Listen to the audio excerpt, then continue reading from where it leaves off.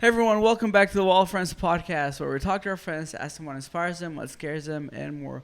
With you, your two hosts, George and William. And on today's episode, we have Sandra Carmona.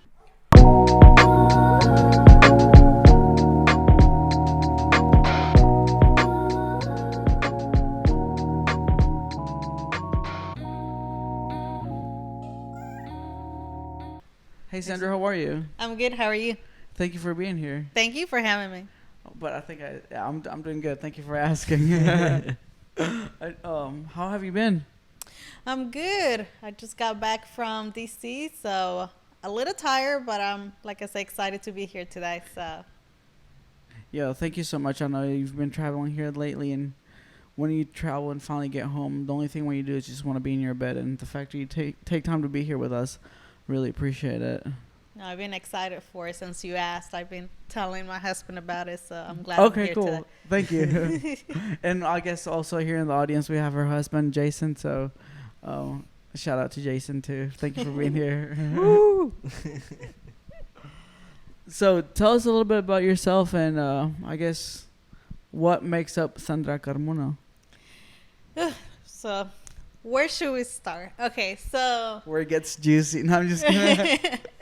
so I can tell you a little bit about what I do now and where I am, and then how I got there. Yeah, absolutely. That'd be fantastic. So I currently work at a high school where I do college and career advising. I'm the director there, and then part of several nonprofits. More specifically, right now, I've been working a lot with Mamás Unidas, which I know your mom is part of it, so me and your mom are good friends. But Mamás Unidas, it's a group of ladies, even though I'm not a mom, it's a group of ladies who provide information in Spanish to Hispanic families about college, and we help their students with information, applications, FAFSA, all that to get into college. So, a little bit of why I do all that. So, back in the day, let's start from the beginning. I am a daughter of immigrants. My parents came here to the United States 20 plus years ago. My dad was here first, and then my mom came, and then eventually they brought me and my siblings. So I arrived here undocumented, and my whole life I always enjoyed school. It's weird, I know, but I always liked school. So through middle school and high school, I always knew I was undocumented, but I just didn't know what effects it will have on me in the future. Mm-hmm. So the first time I encountered or I really saw how that was going to affect me was when I was in middle school, and we were with 100 Black Men organization. They used to come and do activities with us, and they were teaching us like the business model and all that. So I was really into it, and I created this whole project for a school dance to do fundraising and stuff. And those students that created that had the opportunity to go to New York with them for this workshop or something of that sort. And I was really excited. They told me, well, you get to go to New York. You know, you did an amazing job. So I was really excited. And then when it came down to it with your passport and all that, it was like, well, I can't go because I don't have the proper documentation. So, I cried, and it was, horrible. Heartbreaking, I'm sure. Yes. How old were you? At that point, I want to say I was in the 8th grade maybe, so I was probably around 13, 14 at that time. So that was my little taste of like how hard it was going to be if I wanted to pursue an education. So around that time, I got into a program named AVID, which is for kids that are low income and have barriers but have potential to go to college. So that's how it started going in AVID. And when I went to high school, I was in that program for the whole 4 years. Yeah. And that's when everybody was talking about college. Like they want to go to college, and at that point I had like a 4.0 GPA, and I was involved in the community. I was a president of some clubs, so I was really involved. And then once he got to the senior year, it's like, oh, like, I have all this and all this good stuff, but I won't be able to go to college because I don't have the documents, the social and all that. Yeah, so. yeah, like especially college being so expensive, Right. and I'm sure like so people who don't know, if we like out of state, you basically would be like out of state or like a foreigner, I Yes. guess from a different country trying to go to a local college when you've been here your whole life. Exactly. So like, in a way, like I guess if we were thinking about like the world being like a just place, that wouldn't necessarily be just or Yes. or righteous, I guess. Yeah, definitely thought it was unfair and injustice, and I felt betrayed as well. I grew up feeling like this was my home, this was my country. I mean, I came here since I was in the 4th grade. Yeah, yeah. So, I'd been here longer than I was back. I'm from Mexico. Right. And then, so once the senior year came, thankfully, through the grace of God, DACA passed. I don't know if you guys are familiar with DACA. Oh yeah, we're Yeah. a little familiar, but I guess if you don't mind expanding. Yeah, so DACA stands for what is it? Deferred Action for Childhood Arrivals, which is a executive action that former President Barack Obama, well, he was a president then, passed, where he said that all the undocumented students that came, that were brought as children, could get some type of work permit, and that will allow me to work, to get a driver's license, and to go to school, essentially. Yeah. But before that, if you think about it, we couldn't even get the driver's license. Yeah. We couldn't even work. So Yeah. even if I wanted to go to college, Or save would've up been money. exactly Like go to work, save up money to go to college because right. it's expensive. So even though like DACA passed, my senior year, it was like new to everybody. Like nobody knew what DACA was. So the colleges were confused. They didn't know.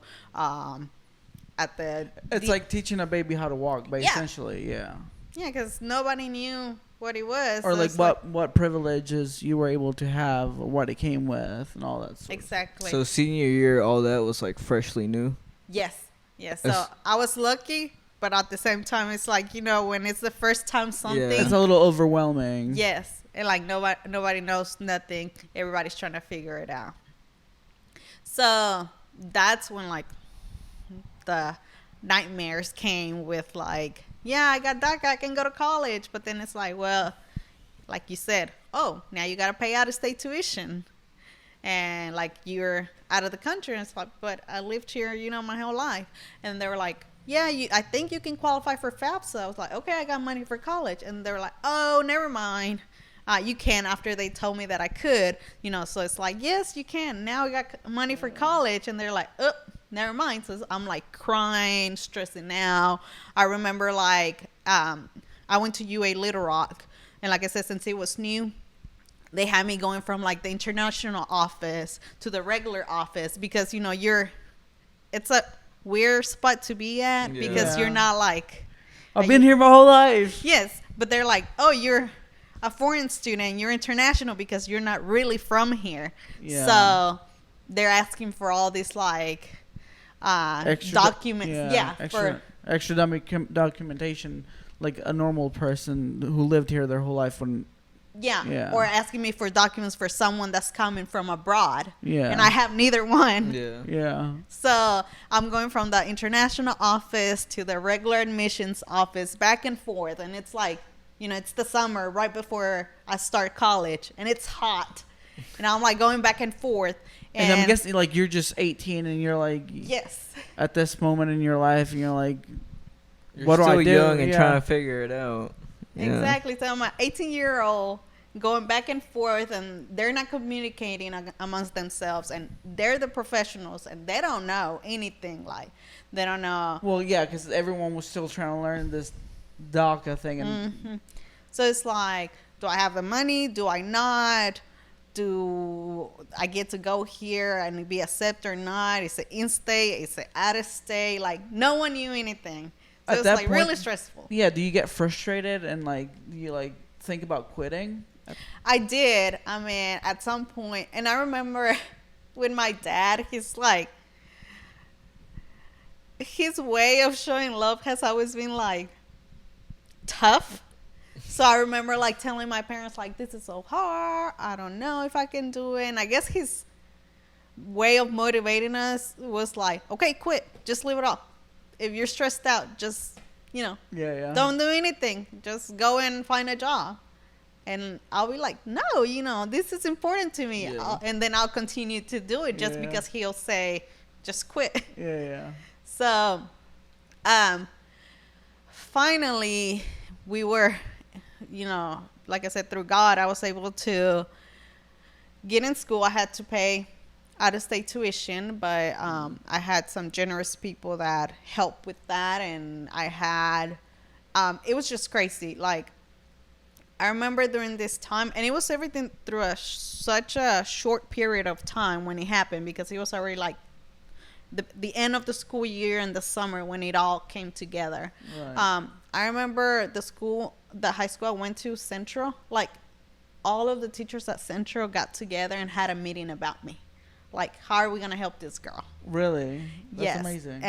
I know. And like, teachers reached out to their friends. Like, one of them reached out to a friend in Chicago, and some man that I've never met, I never knew his name, he sent the check for me to buy me a laptop.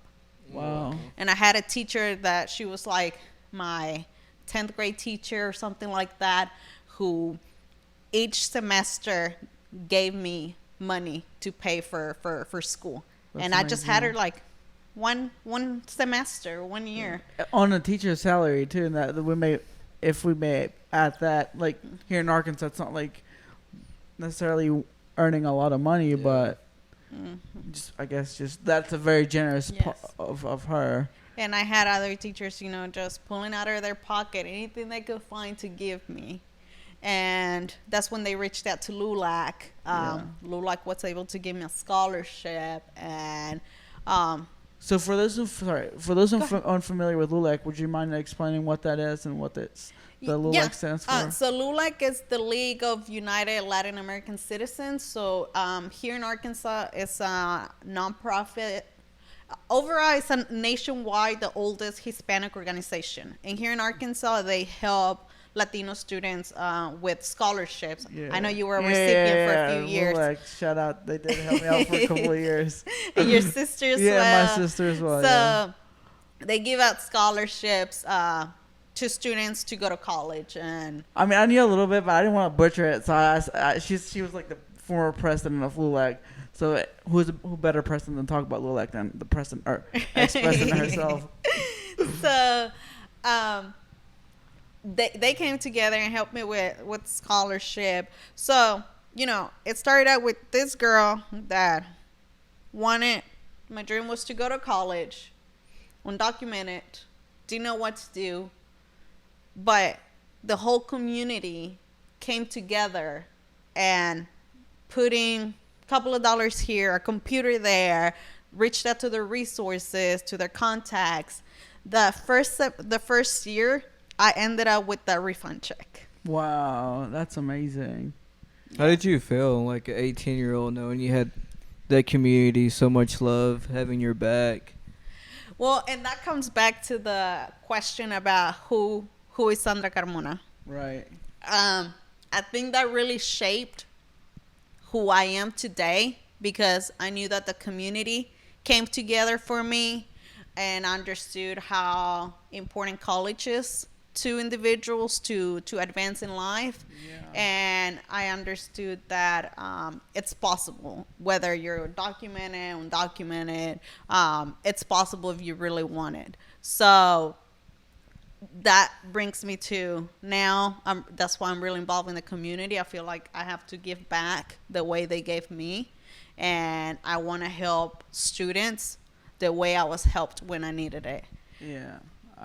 And I kind of want to like take it back a little bit, just like digest, because what you're saying is so much is such inspirational. Like I'm kind of getting like goosebumps from you sharing your story, but I don't want to look over things that are very important. Obviously, you said this happened whenever you came to your 12th grade year, and that year, you had a 4.0. So obviously, it didn't happen overnight. And you said like your 10th grade teacher also helped you. So I feel like it was you were building as your 9th grade year, 10th grade year, building those relationships, that reputation with everyone else, that when it was time for you to get to the next level, everyone saw your need, that everyone decided to help and pitch in because of the effort you already have been putting in. So like I feel like most of the times we think we're just gonna get the result like overnight, but in this case it was like a 4-year process. It wasn't just like, oh, it's my 12th grade year. Let's say you don't have a 4.0, you have like a 2.5, you know, what are the chances your teachers are actually going to help you? You know, like, oh no, that kid slept through my class. You know, why should I invest in their future? But no, the fact that you were working, you know, 4 years prior to that point, I think it's so very important that I guess I can learn, and anyone who may listening, you know, it's going to take time to get where you want to go. And like you said, if you really want to go get something out there, you just have to really work for it really hard, but it's possible. Yes, and it's definitely possible. I always been that weird girl that always, for some reason, I always sound like this 50-year-old stuck in a body. Yeah. Now a 27-year-old, but I feel like I always been more mature for my age. I think that has to do a lot with just growing up. You know, like I said, my parents came to the U.S. first, and then I came.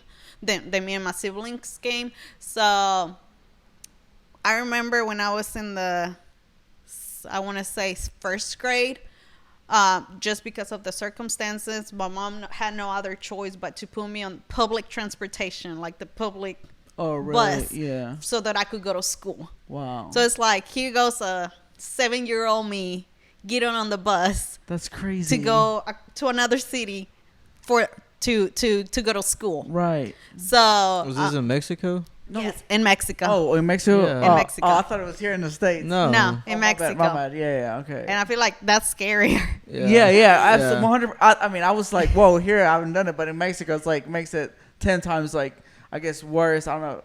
Yeah, but yeah. So like, who would let? You know, I understand the reasons. I mean, my mom really didn't have any other choices. She had to work to provide for us. Right. So, right, but like yeah. now, think about second grader, first grader, second grader trying to like, here, get on the public bus, go to school. Yeah. I'll see you later. And then like, Yeah, whenever I was so confused, I was like, No, she's not. Thank you for clarifying, Willie. Sorry. oh no, you're fine. And then like, my mom just not being there, like when my sister lost her first tooth, like I became the tooth fairy. Okay, You know, yeah. a 7-year-old, like being the tooth fairy for my sister, like for her birthday, or trying to make sure that we woke up on time to go to school. So that kind of helped me mature. So when I got here, I understood, like, you always hear the story of like, our parents brought us here for a better education, better future. So I took that to heart. So that's why I started to prepare early. So I always took education early, like even middle school. And I feel like every year that passed by, my grades got even better. So it took, you know, a while to get that 4.0, but just preparing early on, it's what really made the difference. And like you said, you just teachers are not going to try to help you if you have a 2.0 and you slept in their class a lot of times. So definitely starting early and preparing for it goes a long way. Not just like teachers, but like just in life in general. If no one else sees that you're putting in the work towards your dream, then no one's really going to help you. But and like that's another thing, like whenever you said you had to mature early and all that stuff, that's a lot of people who are born here, I guess, they don't know that privilege of just being born here.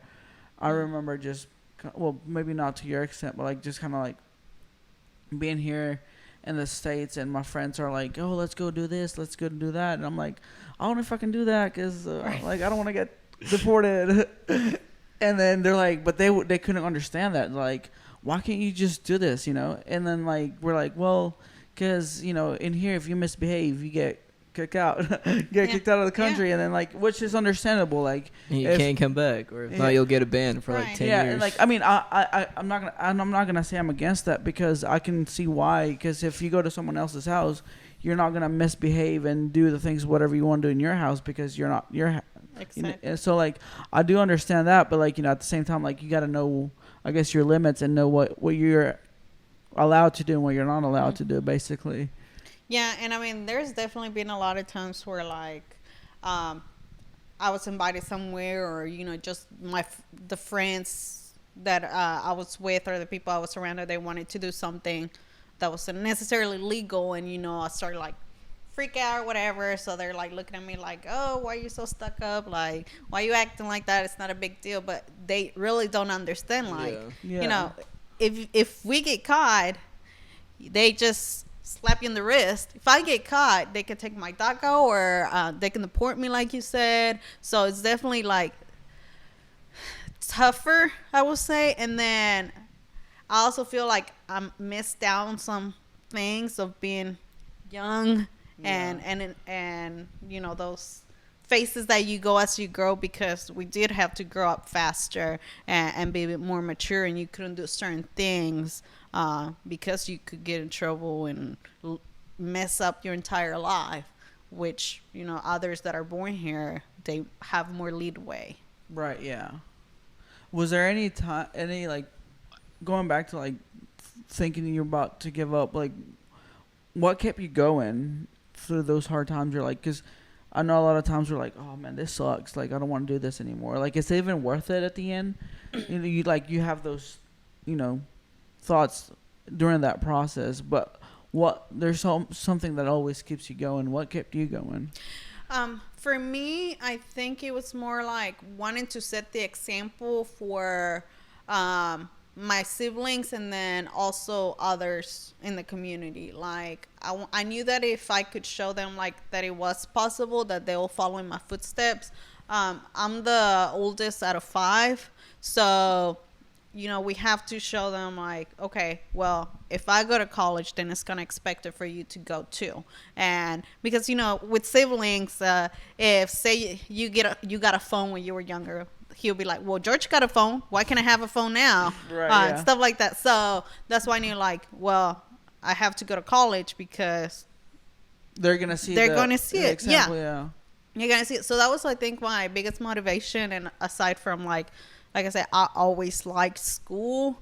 So I mean, sometimes it was like I still had to work. I was working full time and going to school full time. So, you know, that meant like going to sleep at 1 in the morning and waking up at 6 in the morning, and going to work, going to school, and back to work, back to school, doing homework. So that was really tough. And a lot of times I did feel like, okay, you know, is this worth it?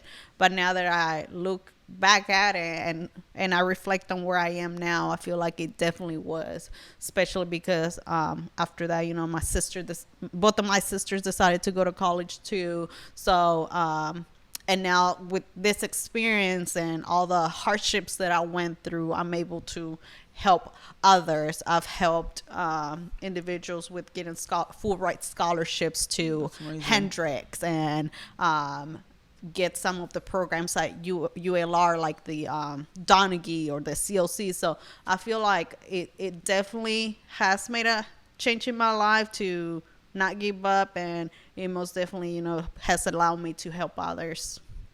That's amazing, especially because now you see the fruits of your hard labor, of all the things you actually had to went through, and all the sleepless nights you were saying. Oh yeah, I remember I used to do like a 5-minute power nap. It was just like my mom would walk in the room and I'm just like knocked down the bed with like books everywhere. So I definitely don't miss those nights, but they were worth it. What is one thing that you have now seen in your life? You're like, whoa, I never thought I'd be here, and because of the hard work you put in, you're like, well, I'm glad I did. I think definitely it's several things. When I look back, I think I've been really blessed overall. Now that I'm able to, I have my master's. So just being able to have been able to obtain my master's, and then we're homeowners. We bought a home 3 years ago. So just having a home, having a car that's paid off, and being able to invest, and having a good job. So looking at all that, I feel like I'm really blessed, and I feel like that wouldn't have been possible without the education that I got. And now that you mention that, it makes me really happy because like it took time, like just to get where you're at, but like it kind of like the effort and sacrifice your parents made since the beginning, like it wouldn't be possible in a way without them just taking that leap of faith, and you actually kind of repaying them back for what you're doing. You're not necessarily paying them back, like, but if like my mom tells me, if you're happy, I'm happy. Right. So like if they see you that you're happy and you're doing well, and all the things, all the sacrifice they made, it's like like things are coming full circle, which is amazing. Right. And I think the biggest thing, or a form of paying them back now, is like if my dad needs to go to the doctor, then I can go and translate for him, and be able to take off of work and not have to worry about like, oh, I'm gonna get fired because I'm a hourly employee and I can't miss, like I feel like I have a more stable job where you get sick leave and time off and all that. So I'm able to take off. For my mom, if she has issues with my little brother, he's just a mess. But I'm able to advocate for them, which I think, to me, advocacy, I think education allows you to advocate for yourself and others. That's, I feel like, the biggest takeaway with education. So I'm able to call on my mom's behalf and get all the resources that she needs for him. So helping them in those ways, and then also not having to rely on them for things.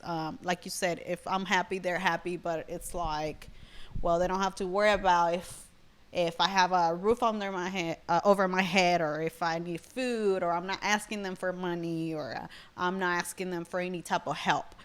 So they know that I got finances figured out, that I'm living a healthy life, I have a good marriage. So basically the American dream, for them to see that, they're at peace. So that's the way of helping. Generational like change, and like and like also the generational wealth that you're building and creating for the next future, which is kind of like why most people come over here for. Right. So, and my mom, like, she cuts hair. So, like, people go and they'll be like, oh, we saw your daughter and volunteering in this, or your daughter help my daughter with the scholarship, or your daughters, and not just me, but also my other two sisters, like, they did this or that. So just like making them feel proud that people are coming, and they're not saying like, oh, I saw your daughter like super drunk at the club, and or she was hooking up with some guy. It's like positive things that we're doing in the community. So to them, my mom always says like she feels really proud when she hears those kind of things from people that she knows. That's so amazing that like you're able to. I mean, if I'm being honest, like I think you also were able to help me whenever I was like a LULAC. Well, I applied for a LULAC, and just that's kind of like how we know each other through LULAC, and just obviously a lot of people who go there, not everyone has like the means and resources, and the fact that we got to, I guess, get to know each other there, that's I think that's pretty cool and pretty amazing. And thank you for the work you do. Also, you said you're with this a nonprofit, Mamás Unidas, right? Yes. Which is like, I guess, funny because in English it's like United Moms, but you're obviously I almost said a single mom. She's not a single. She's married. Her husband's right here. I said, oh, you're obviously not a mom. Right. So what made you just be a part of this Yeah. So at that time when Mamás Unidas started, um, it was just a group of moms that were getting together trying to figure out like how to help their kids go to college. Like they didn't speak English and they didn't know what scholarships were or college applications, FAFSA, none of that. So at that time, I was working with TRIO. TRIO is a federally funded program that, in my position, I was helping adults like veterans, homeless individuals, reentry individuals, low income, first generation, with going to college, like helping them the application process. So I met with this little group of ladies and I saw what they were doing. I was like, well, I have all this information and that I can give you. And I got really excited because that's something that I wanted to do for a long time. And then I remember the first time that we met, it was at Panera Bread. And we had maybe 15 moms that showed up, and I was, telling them, giving information. I was really excited, and I told Micah, she's the current president, and I was like, we could turn this into a nonprofit. And she was like, no, we don't have the education, we don't know them how to. And I was like, yeah, we can grow this. Like, there's a need. And then eventually, not wanting and wanting to get involved. Yeah. Right, yeah. I ended up getting involved, and I helped with connecting them to the resources to become a nonprofit. And the next thing you know, I was like a full-blown officer with Mamás Unidas. And since then, we became a nonprofit in 2017, and since then we've done a lot of one-on-one meetings with moms and their kids to help them create a pathway to college, and starting early with them, like, hey, this is where you are, this is what you need to be doing to get the scholarships and get to college. And then we do community workshops when we provide information about like basic stuff, like what's GPA and what's the ACT, because these are things that parents don't know, Hispanic parents. Yeah. So I've been doing that for a couple of years, and I absolutely love it. Like I said, we've been able to help students get scholarships and get into top colleges like Hendrix. And Yeah, whenever she said Hendrix, it's basically like the top of the best college here in Arkansas. It's a private one that it's pretty high up there. So. Yeah. And pretty expensive. Yes, Yeah, it's like $40,000 a year or something like that. Yeah, between 40 and 50. I've heard like Mm-hmm. that's how much it is. I think she's just being humble, but So, I mean, that's what we do right now. We have a summer program for the little kids to get them with literacy, to get them that early to start reading. I think, to me, literacy is really important, because when you get to the ACT test, that's really what makes the difference. And then also through school, just the reading piece is what can really help you succeed. So we have that summer program going on, and we're thinking about eventually applying for grants to grow and do more programs. So that's amazing. I have a question.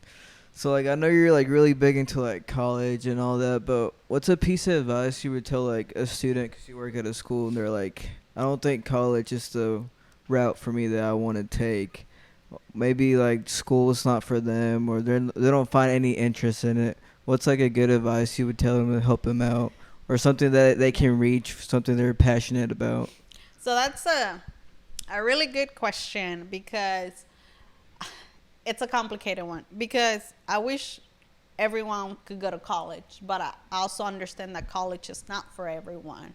To me, the hardest part is trying to figure out if someone like doesn't want to go to college because they're scared to do the work, versus like that's not a good option for them. Because, for example, if someone is great at business and they already have their business idea and everything, then, just go and be an entrepreneur. Or they love working with hands and they want to do the HVAC or welding or whatever, like, go for it. But if you want to be a construction manager or engineer or something like that, that requires college, and you don't want to do it just because you don't want to do the work, then that's a whole different story.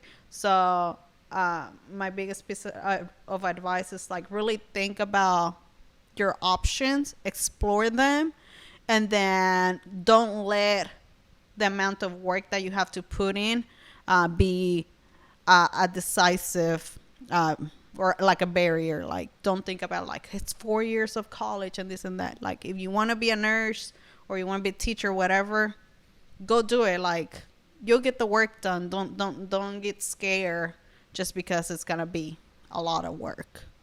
Like I said, I push college, but I definitely look at I encourage them to also do community service. I think through community service they can really find their passion, because if you're thinking like, well, maybe I want to be a nurse, then go volunteer at a health clinic and talk to nurses there and see what they do, because it might be that when they're giving someone a shot, like the COVID shot, and then you freak out, well, maybe nursing might not be good for you. Or if you're thinking about being a teacher and you volunteer at a summer program with kids and you're like, man, I could not stand these kids, then you might not be a good teacher. So the question that you ask about what's some advice of what they don't want to do or finding their passion, I think for me, at least for me, the key was volunteering. Because when I started college, I actually did not know what I wanted to do. I knew that I wanted to go to college and get a college education, but I had no idea what. So when I started my bachelor's, I did public relations and Spanish. I double majored. But like, I didn't care for it. Like, I took the classes, but I wasn't passionate about it. But during that time of my undergrad, I was also volunteering. I was helping others apply for college, and those that were DACA or undocumented, because like I said, I've gone through the process, Right. and I knew how difficult it was. So I was like, okay, let me help them. I already know how to do it. I'll help them too. And I started to like really like it. And then at that time, it was this person that I knew. She was like a mentor to me, and she was working with the TRIO programs. And I was like, one day I saw her at a meeting, and then everything clicked. And I realized that what she was doing was what I wanted to do, which was continue to help people with college, but get paid. Right, yeah. Right, so- Not that just for, which is a good thing, but like obviously you need a career. Yeah. Exactly. So at that time, like I said, I didn't know what I wanted to do. I chose those two careers just because I figured there's nothing better. Right. I mean, a person with a college education, when you give a resume, and they're gonna look over that person rather than someone who just had a high school degree. Right. So I was like, well, I guess this degree sounds okay. But when I saw her, everything clicked. I was like, okay, I think this is what I want to do. And I told her what I've been doing. And I was like, well, I didn't know I could get paid for it, but I just realized that's what you do, and you get paid for it. You do what you're doing, what you love. So that's when I decided, well, I probably need to go get my master's and major in this. So I went and got my degree in higher education, student affairs. But I don't think I would have figured out that that's what I wanted to do if it wasn't for me being exposed to volunteering and helping out in the community. I feel like if I wouldn't have done that, I would still like be trying to figure out what I wanted to do, or I'll be doing something that I'm not really passionate about. So that's a good way to say it. Because a lot of times we know we want to help people, but we don't know how we want to help. Mm-hmm. And whether it's like in a clinic or whatever, or maybe like you said, mentioned in a clinic or working at a school program, but those are not necessarily our type. Like you get there, you're like, oh, I'm gonna like it, but you get there, you're like, oh, yeah, I don't like it. this is not what it is for me. So it's good for you to like expose yourself to many different things, because you never know what you're gonna like and we're not gonna like. And the fact like you were able to, well, when you expose yourself, you're able to network, expand your reach of the people who you're already working with. They're doing the same stuff, which allow you to get that mentorship for that person to like, okay, I know what to do. I know what you need to do. So I think that's super important. I mean, it's so much like volunteering, and I can talk about it all day, but I'm not. But just volunteering comes with so much, like you said, the networking, the exposure, and you learn new skills. Like when I started out, like I could not speak in front of people, or I was shy. But after volunteering, I was like on it, like that's not even something I concern about being nervous or scared. The leadership skills, I was able to hone those skills, and it's so many things. And then if people see you working for free, then when you go and try to get a job with them, they're like, yeah, they were working for free, and I saw them going up and down. And like, let's go back to the nursing example. If you go and volunteer at a nursing place, at a clinic, then who's usually there? If you go to a clinic, who's usually there? Yeah, like the nurse or the doctor. Exactly. So they see you, you get to know them, and when you go apply to the hospital, they can write you a letter of recommendation, or they could be the ones that are hiring people. So it's just so much to community service, and that's why I do it. That's why I encourage others to do it so much. And I mean, through that's how I was able to go to college and paid for it, because of the community. Yeah, that's amazing. And something that, with all the stuff I guess you were doing, I think time management and learning how to manage your time and knowing what to devote your time to, because it's also important to, like, have a life, but also, like, how much do I want to overwhelm myself with, how much tasks you want to take on. I know earlier we were just, I guess, off the camera, we were talking about, like, how you were volunteering at different places, but you decided, like, to just step back down a little bit. You would you mind sharing how that process was, or just, like, knowing yourself, or having that self-awareness of saying, hey, I think it's time, maybe I'm not giving it my best at this, and I would rather just focus on this other area. And, like, because as humans, I feel like we're prideful and we think we can do it all. And whenever we get to that part, it gets a little dangerous, because sometimes we lack in different areas that we know we could do better at, or other people can know that we can do better at. Yes, so that's definitely something that I had to, like, learn how to manage, and something that I struggled with for a while, trying to have that life work balance and volunteer balance, whatever you want to call it, because I was at some point I was doing, like, full-time work, full-time school, full-time volunteering, and then a home life and a personal life and all that. So it became really, really stressful. I know at some point, I don't know if that's necessarily, but an attribute to it, but I at some point got Bell palsy. I don't know if you heard of it. It's like half of your face paralyzes. Oh, yeah. So they say sometimes it's because of stress. Stress. Yeah. So they say usually Bell palsy hits you once in your lifetime, and I've had it twice. So I definitely had to, like, make some changes in my life, especially once I got married, because I was like, well, I don't want this to affect my marriage. So that's why you mentioned with LULAC, if I was still involved with it. So I've still worked to an extent with them, but I've like officially told them that I'm stepping away to focus more with Mamas Unidas, which I'm really passionate about. And then just, sometimes at work I used to stay 5:30, where everybody else left at 4:30, or sometimes 6 or later. So I talk about being passionate about what you do. So that's why I was like, well, that work's gonna be there tomorrow. Yeah, absolutely. And then so I decided, it's gonna be there tomorrow. I just leave. Just like everybody else does, unless I really have to stay there. But learning how to say no, like if somebody you somewhere, or they want you to do something, it's like, oh, well, I'm sorry, I'd love to do it, but I can't, because I already have other commitments. So that was the biggest part for me, just learning how to say no. It's really hard. I feel like I always tend to be like a people pleaser.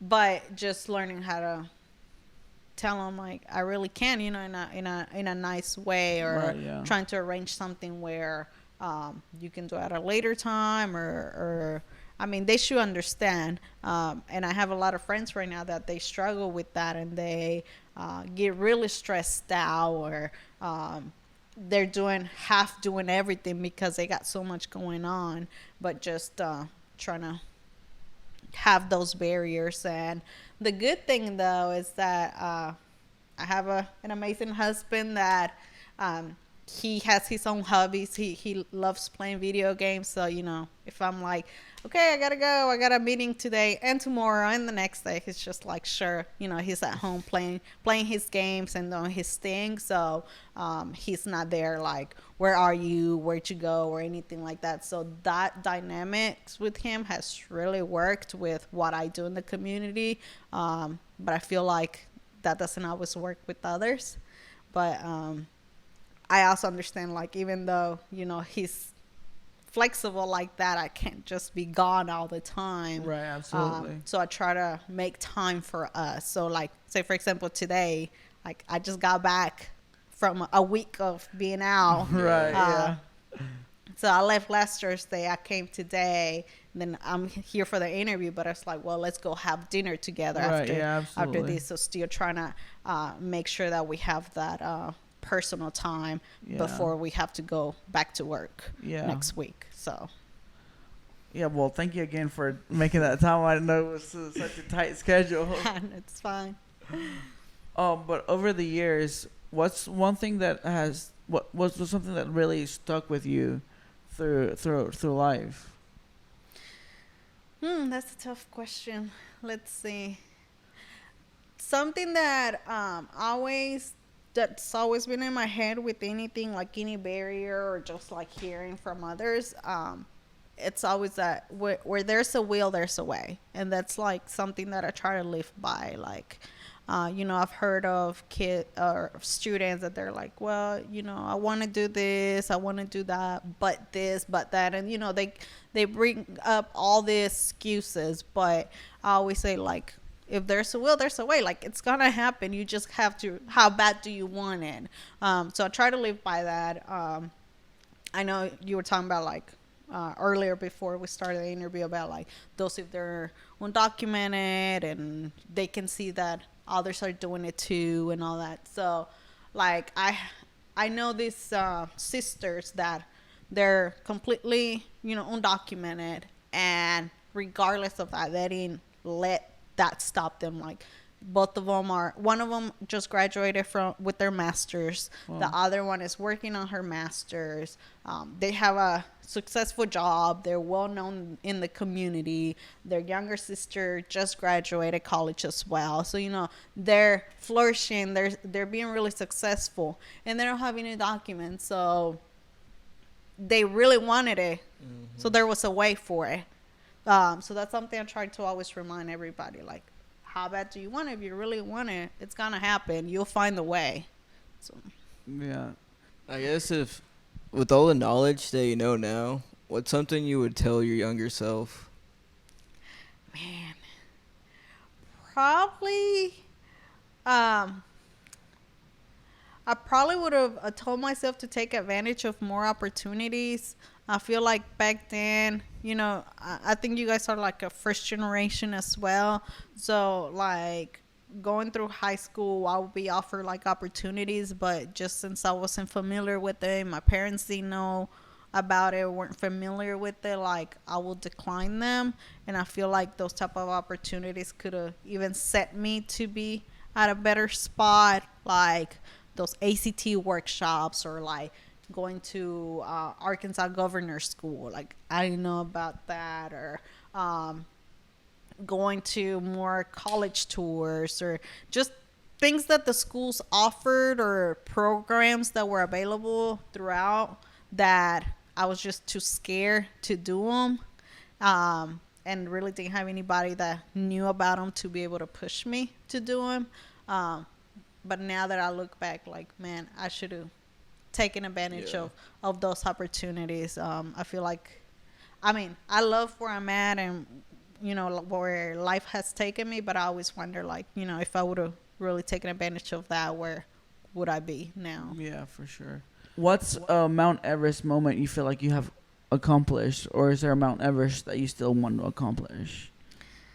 Let's see. And how did it feel accomplishing? Because I feel like you've done pretty well for yourself, given the circumstances you were, like, the situations you were. And I mean, first of all, congratulations for not giving up. That's amazing. Thank you. I think a lot of us, after running back and forth, were like, man, I ain't gonna lie, I probably would have. forget this. Yeah. I've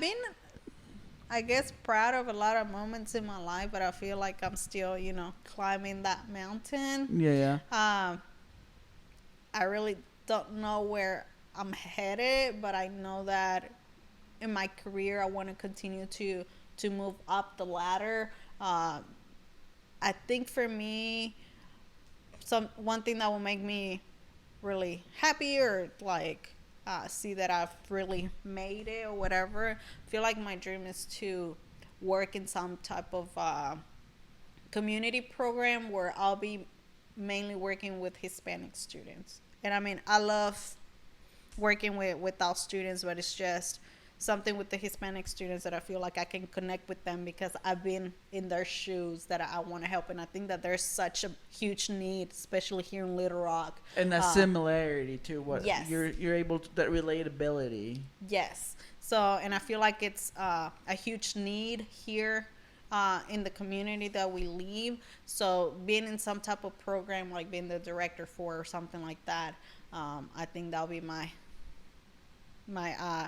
Mount Everest. yeah. And then just being fully financial stable where you don't have to think about like, well, I want to save, so I'm not going to buy this, or just having different incomes and stuff.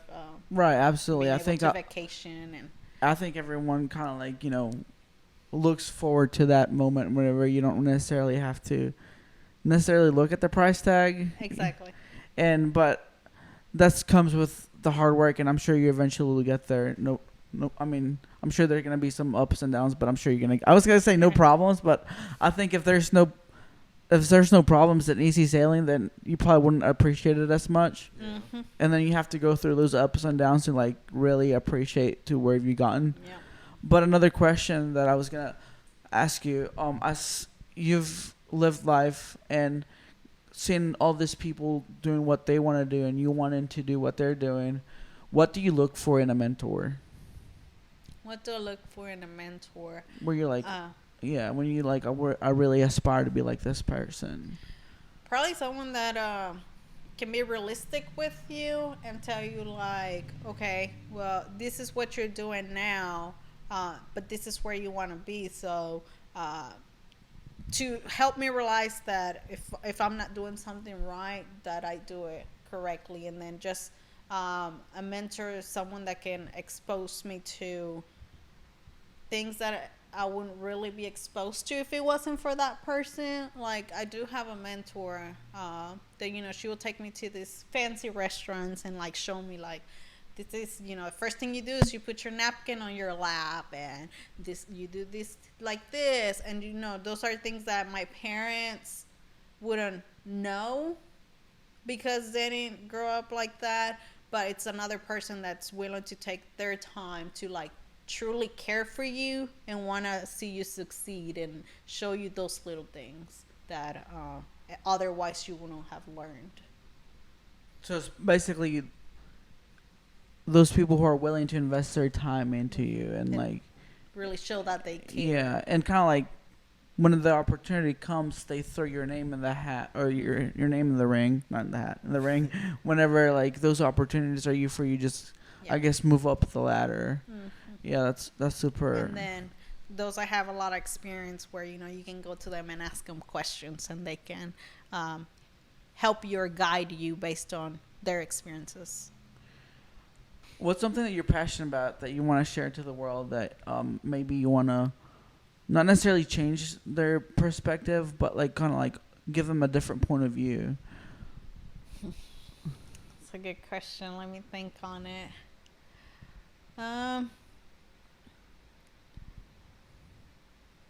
I have to ask another one because I can't think of an answer for that.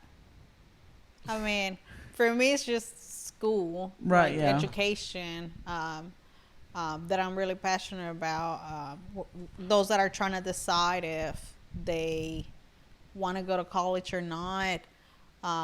One thing, my mentor, since we were talking about mentors, one thing she told me one day when I was thinking about, like, do I want to get my master's or not? She said, just remember that they can take everything away from you except your education and your knowledge. So when they take everything, you have nothing, you still have that knowledge and that education. So if those that are thinking about it, definitely see it as an investment and something that you'll always have. I was wondering where I got that quote from. I think it was from you, and I'm guessing you got it from your mentor. But like, I guess just like trying to talk to like younger generations too. I've said that before, but I'm gonna say someone told me. I couldn't remember who it was. But also like another important thing, like kind of building on that. It's like, I kind of saw like on the internet or whatever, like like a billionaire lost like quite a few money, like quite a bit of money, but he wasn't necessarily worried that he lost all that money because he didn't lose the talents, to make, those talents that he had to make that money. He didn't lose those talents. He still had those talents.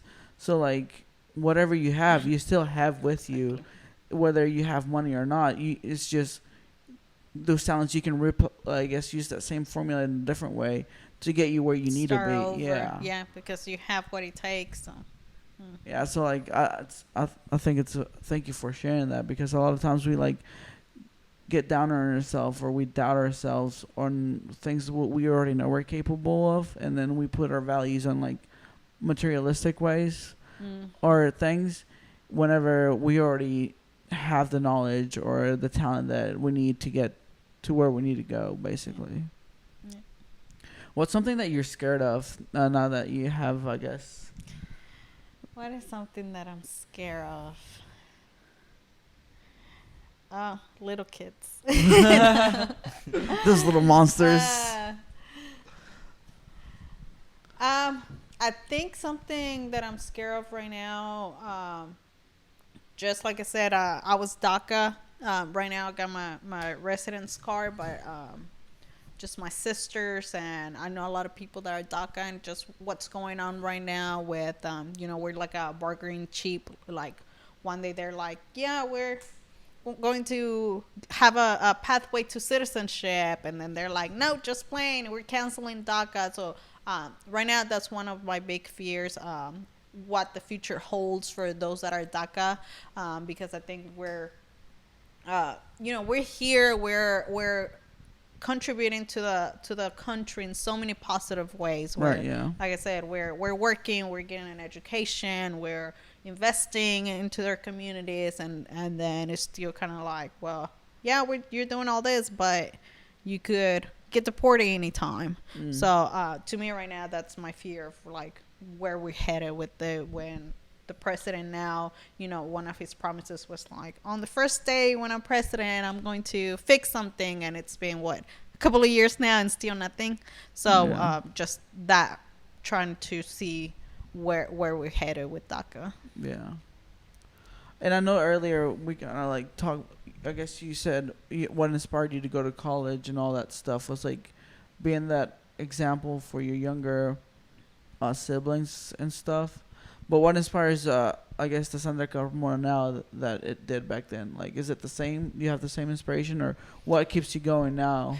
Yeah, now I think it's more like I think about my family in the future. And when I say my family now, I mean like my husband, and when we decide to have kids, like the type of life I want to provide to them.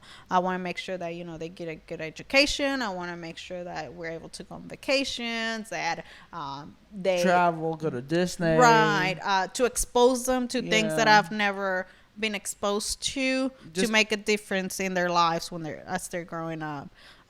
Just instilling those good values. And just overall providing them a good style, a good life for them. No, yeah, absolutely. I see what you're saying. It's kind of like the cycle, like times two, I guess, now, because like your parents provided like a better life for you now. you want to do the same for your kids, and then Right. it's just kind of like And even better Yeah, than what I. Yeah. exactly. So now then your kids, it's just like you kind of continue in the good cycle that your parents started, basically, and then just provide them for a better future. Right, right. So like everything we do now about investing and continuing to have a good reputation and a good job, it's because we want to leave our kids with something, and we want to make sure that they have a happy life, I guess. Yeah, absolutely.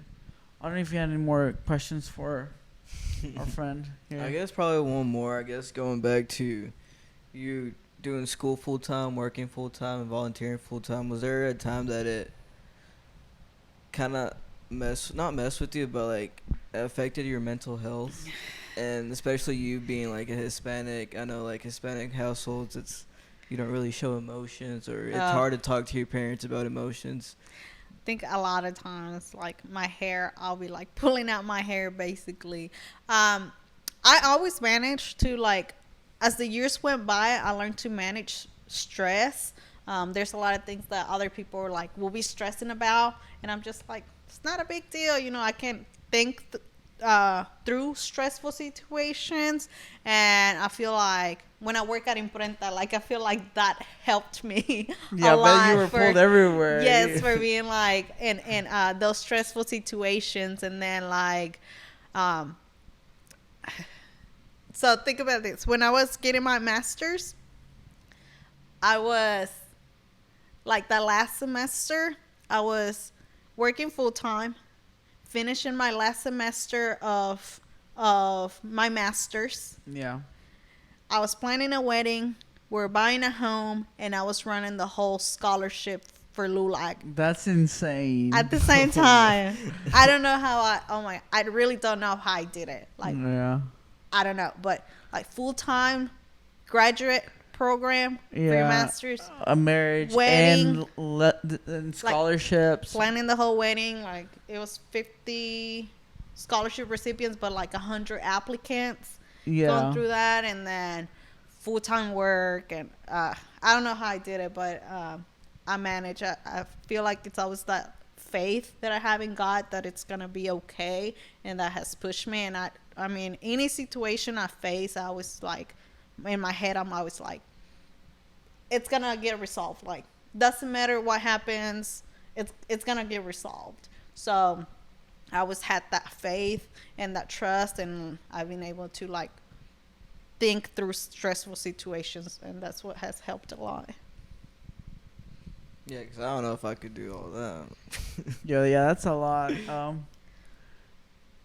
You're definitely gonna be a good mom. I heard of this saying, if you need it to get something done, just give it to a mom or a busy mom who has a full-time job or whatever. They'll figure out a way to get that thing done. Yeah. So once we start thinking about kids and stuff, well, it's scary, but like I said, it'll be fine. I'm sure you guys are gonna have wonderful kids, and in the way what name to give them.